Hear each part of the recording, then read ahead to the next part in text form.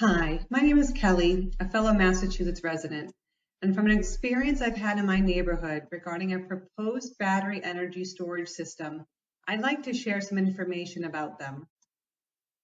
At the end of 2018, the Massachusetts SMART program incentivized battery energy storage.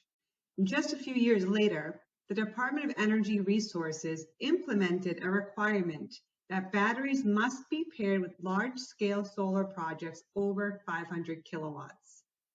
Unfortunately, unelected regulators have imposed and incentivized using these dangerous systems on Massachusetts towns without notifying municipalities to amend their bylaws to decide when, where, and under what safe conditions to allow their use. There are several concerns with these energy storage systems. Most are not aware that approximately 66% of the cobalt used for these systems comes from the Republic of Congo, where they use slave and child labor for mining. This statistic is even more alarming, knowing it takes about 50 pounds of material to make 1 pound of batteries.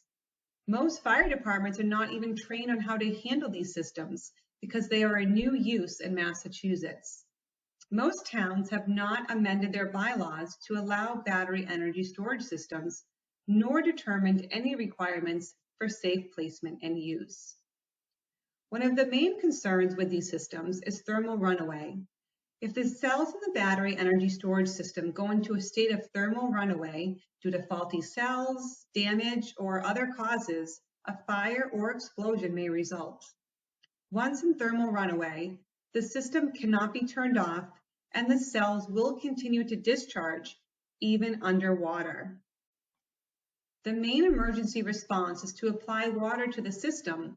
However, the water can combine with other elements in the batteries to create hydrofluoric acid, which is extremely hazardous to people, animals, and plants.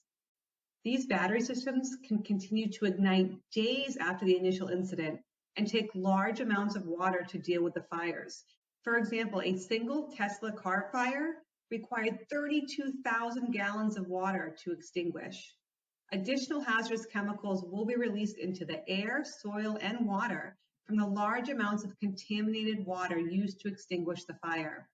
These battery energy storage systems are essentially dense energy bombs that require new regulations to determine proper placement and use.